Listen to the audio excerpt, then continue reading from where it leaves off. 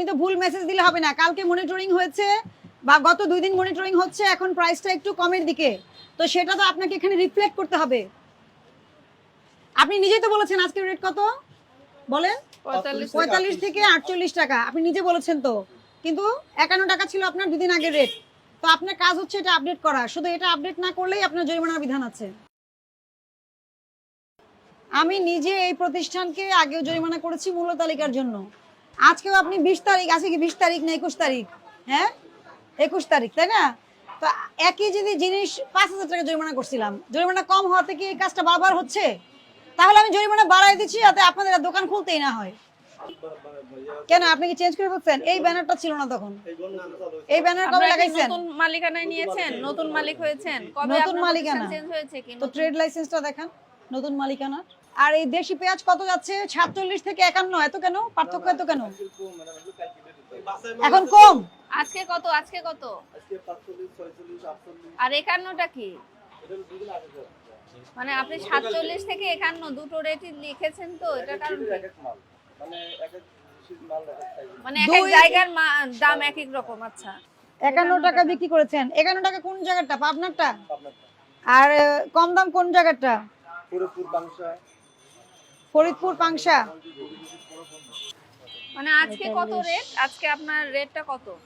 45 থেকে 48। 45 থেকে 48 পর্যন্ত বিক্রি করছেন। 45 থেকে 48 পর্যন্ত আপনার আজকের রেট, কিন্তু আপনি কি শো করছেন? এটা যে মার্কেটে সঠিক তথ্য যাচ্ছে না, এটা তো বোঝেন নাকি বোঝেন না? আপনি কি আড়তদারি করেন নাকি নিজে কিনেছেন? আড়তদারি করেন। আচ্ছা, আপনি পেঁয়াজ সর্বশেষ সাপ্লাই আনছেন কবে? এগুলো আজকে নামছে। আজকে নামছে। আজকের রেটটা দেখি। আপনি তো টাকা দিয়ে আনেননি যে আমি 50 টাকা করে আনছি, এখন যদি আমি 49 বেচি আমার লস হবে, বিষয়টা তো এরকম না। তার মানে কি আড়তদারি যারা করে তাদেরও এখতিয়ার থাকে যে তারা চাইলে 1-2 টাকা কমাতে পারে। এটা সত্যি কথা। পরে আবার আপনার স্টেটমেন্ট পরে আবার পাল্টে দিবেন না তো? না, এটাই আপনার স্টেটমেন্ট যে আড়তদার চাইলে ওই কৃষকের দেওয়া রেটও হেরফের করতে পারে। এরপর মানে কি কমিশনের আপনার পেঁয়াজের দাম যতই থাকুক, আপনার কমিশন কত? 40 পয়সা। 40 পয়সা। পার পেঁয়াজের কেজি? দাম যতই হোক, এই 40 পয়সা কি কেজি হিসেবে? তা ফার্মার যদি 51 টাকা বেচে, তার আপনার 40 পয়সাই লাভ। আপনার যদি 45 টাকা বেচে 40 পয়সাই লাভ। কিন্তু আপনি মার্কেট প্রাইস দেখে এটাকে আপ ডাউন করতে পারেন, তাই তো? তো এই যে এখন বেড়ে গেল, এই যে বেড়ে গেল, এখন আপনি চেয়ে এটাকে কমায় দিচ্ছেন। আপনি নিজের বিবেচনা করে এটা কমিয়ে দিয়েছেন, সত্যি তো? বিবেচনা কিসের ভিত্তিতে বিবেচনা করলেন? মার্কেট কম থাকছে, মার্কেট মানে অন্যান্য সব জায়গায় কম দাম, তাই দাম কম বা বেশি। বেচা বিক্রি হচ্ছে না, যখনই দেখবেন বেচা বিক্রি হচ্ছে তখনই কি আবার বাড়াই দিবেন 2 টাকা? মানে কৃষক যতটা মানে রেট দিতে হবে, আমরা এত টাকা পড়তা আছে, আমি এত তো টাকা কৃষক পর্দা কিভাবে দেয় আপনাকে? কাগজে কলমে দেয় না ফোনে দেয়? ফোনে দেয়।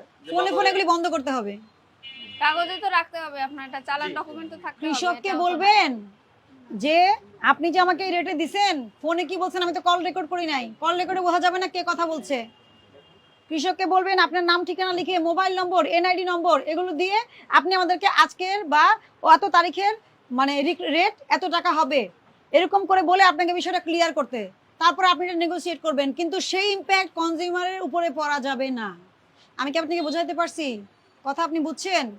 হ্যাঁ, আপনাকে কৃষক যাই বলুক, আপনাকে কিন্তু অবশ্যই এটা যাচাই বাছাই করতে হবে, এটা আপনার দায়িত্ব। কৃষককে তো ভোক্তারা চেনে না, চেনে কাকে চেনে? আপনাকে চেনে। আপনি এই দাম মুছেন, দাম আগে ঠিক করেন। আপনি তো ভুল মেসেজ দিলে হবে না। কালকে মনিটরিং হয়েছে বা গত 2 দিন মনিটরিং হচ্ছে, এখন প্রাইসটা একটু কমের দিকে, তো সেটা তো আপনাকে এখানে রিফ্লেক্ট করতে হবে। আপনি নিজেই তো বলেছেন আজকের রেট কত বলেন, 45 থেকে 48 টাকা। আপনি নিজে বলেছেন তো, কিন্তু 51 টাকা ছিল আপনার 2 দিন আগের রেট। তো আপনার কাজ হচ্ছে এটা আপডেট করা, শুধু এটা আপডেট না করলেই আপনার জরিমানার বিধান আছে। আপনি যেহেতু নতুন ট্রেড লাইসেন্স করেছেন, শুনেন, আগে এই দোকান যারা করতেন ওনাদেরকেও কিন্তু জরিমানার আওতায় আনা হয়েছিল, ঠিক আছে? এগুলো শিখেন না কেন? বোর্ড তো আছে।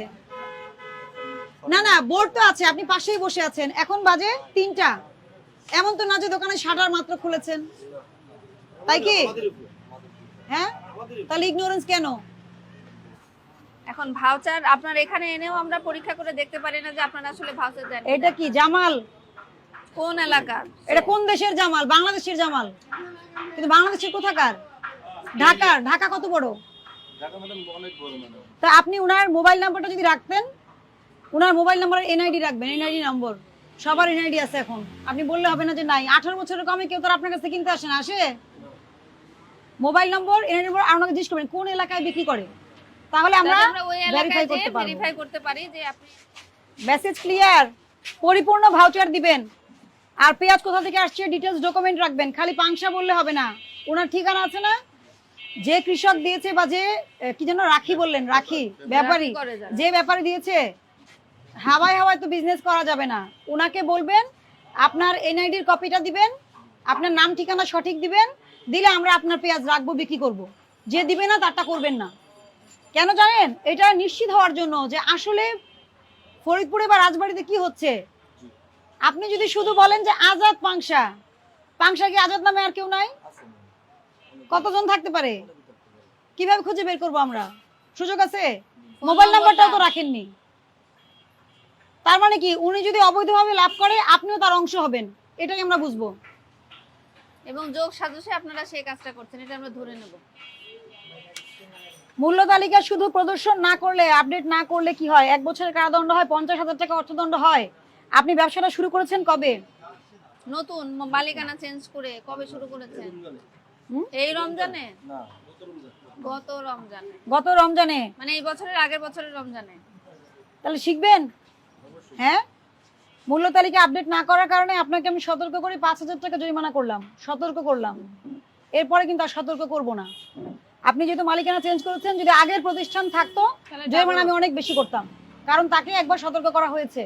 বুঝাতে পারছি? তাহলে কি এই যে আপনার যেমন সুন্দর নাম ঠিকানা দিচ্ছেন, পরিচয় দিচ্ছেন মানুষকে, যাকে দিবেন আরো এটা কি পরিচয় রাখবেন। নাম আর ঠিকানা লেখার নিয়ম আছে না ভাউচারে? তাহলে এটা কি এমনি এমনি দিয়েছেন নাকি এটা লেখার জন্য দিয়েছেন? দিয়েছেন লেখার জন্য।